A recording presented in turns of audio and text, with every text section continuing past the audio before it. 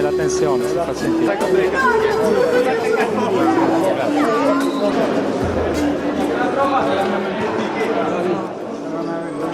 Marco, adesso l'intervista bisogna fare. Sicuramente devo pensare alla partita. Insomma, pensare alla partita di domani, un incontro molto difficile. Ciao Manu!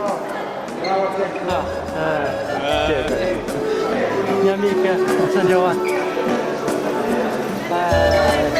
Certamente potevamo fare di meglio, un 4-0 dovevo uscire.